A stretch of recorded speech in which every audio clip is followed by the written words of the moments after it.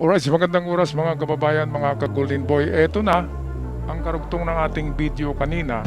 Ito na yung mga demands ni Donald Trump sa Iran bago bigyan ni Trump ng truce o itigil na itong pagbubumba o ang karahasan diyan, itigil na ang giyera kapag nag-comply ang Iran sa mga demands ni Trump. At atin rin alamin kung ano din ang demand in return ng Iran kay Trump. So ito yung mga kondisyonis versus kondisyonis ng Amerika at Iran.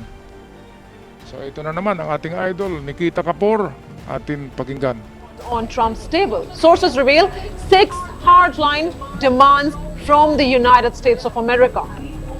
Number 1, a complete halt to Iran's missile program for 5 long years. Number 2, zero uranium enrichment. Okay, so yung halt of missiles,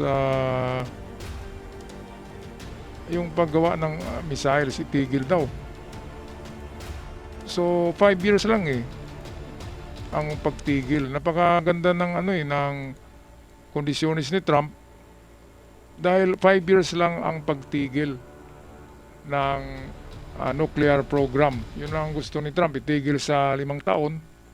So pwede na, di ba? After 5 years, balik na naman sila sa paggawa ng mga missiles. Mga kababayan, merong ibinigay na leeway. May ibinigay na leeway. Si Trump, hindi naman talaga pala kompleto na tigil na yan. Hanggang sa katapusan ng mundo, hindi na kayo pwede. 5 years lang ang hiningi ni Trump. So ito yung number 2 na kondisyon ni Trump, zero uranium enrichment. Itong uranium, ito yung kasangkapan sa paggawa ng nuclear. So, zero, wag nang gumawa ng uranium enrichment. Zero uranium enrichment. Yes.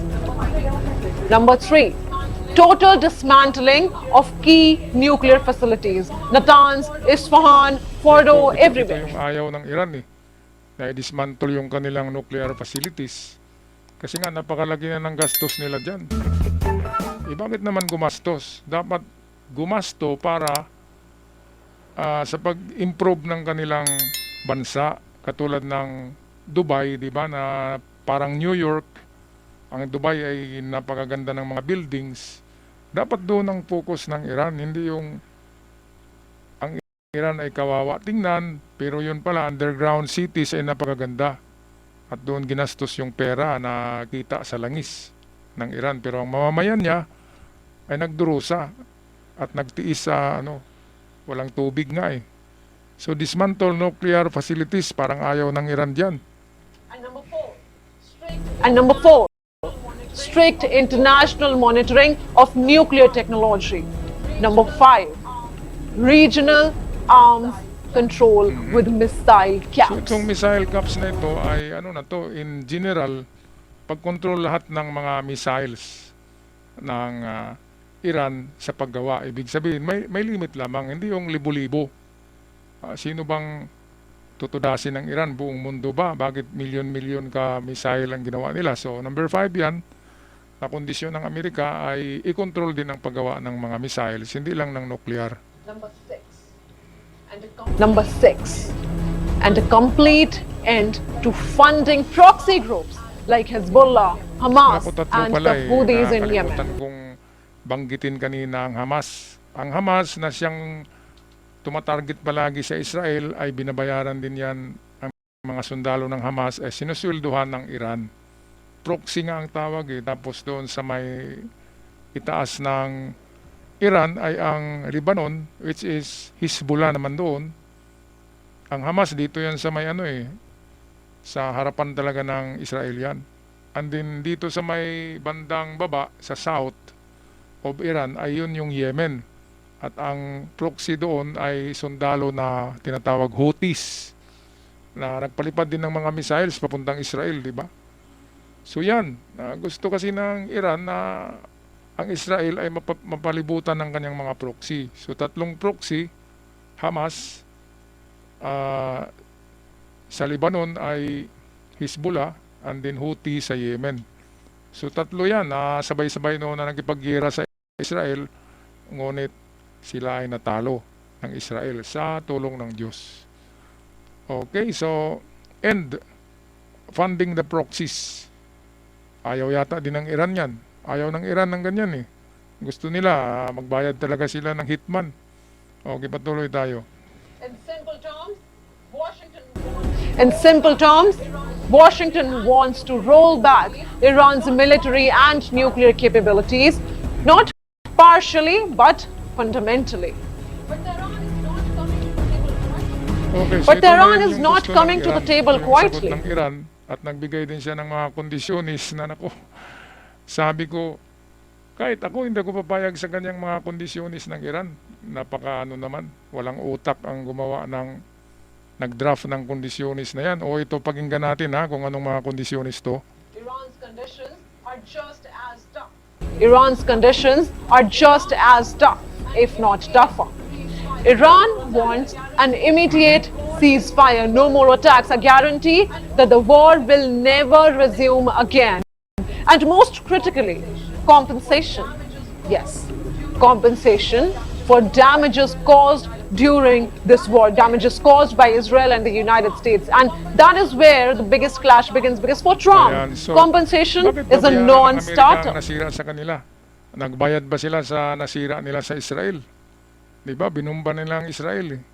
Eh bakit babayaran sila? Sa giyera, walang nagbabayad sa giyera. Kasi nga, ganyan talaga eh. Merong tinatawag na collateral damage sa giyera. At hindi yan nababayaran dahil giyera eh. Kung nasa giyera tayo, matamaan man ang gusali mo, walang magbabayad niyan. Kasi giyera nga eh. Collateral damage yan, ang tawag dyan. Kaya sino bang gago na magbabayad? Ang dami-daming binumba ng Amerika at Israel eh. Eh ano na yan, extortion na yan ang tawag dyan. Eh kung matalo ka, talo ka. Kung sumabog yung mga buildings mo, mga headquarters mo, ganun talaga yun eh. Gera eh, so be it. So be it. Ganyan talaga yan, mga kababayan. Collateral damage sa gera yan. Kaya bakit pababayaran ng Iran? Nabuang na, di ba mga kababayan? Anong palagay niya kay Trump? Hindi negosyante. Ayaw ni Trump. Sabi ni Trump, that's not a good starter. Okay, patuloy tayo.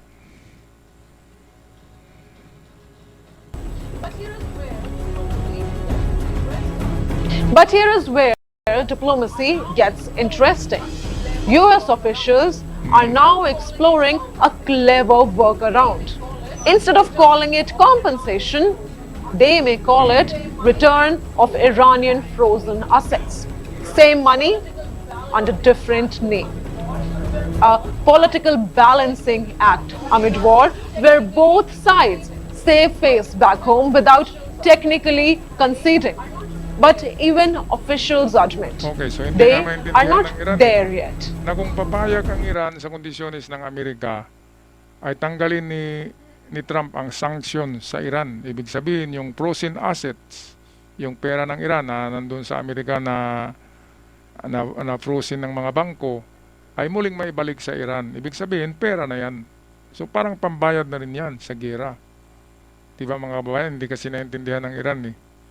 Kaya sulat sila ng kondisyones na palaging pabor sa kanila. Dapat kapag kondisyones ay hindi palaging pabor sa iyo, kundi good for two side yan. Nasa between Iran and Amerika, parehong makikinabang sa mga kondisyon. Para papayag yung isa, kung para lang sa iyo yung kondisyones mo, siyempre ayaw nung isa, di ba? Napakasimple lang naman ng ganyan. Wala kasing utak. Palibasa, pulbura ang iniisip eh. Palibasa ay bubum. Pasabog ang iniisip palagi. Oras-oras gusto magpasabog eh. Kaya ganun yung pag-iisip nila. Hindi walang diplomasiya eh.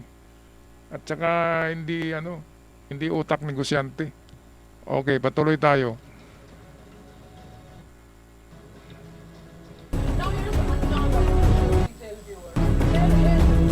Now here's another crucial detail, viewers. There is no direct contact between the United States of America and Iran right now. Instead, messages are being passed through intermediaries. And those intermediaries are Egypt, Qatar, and the United Kingdom.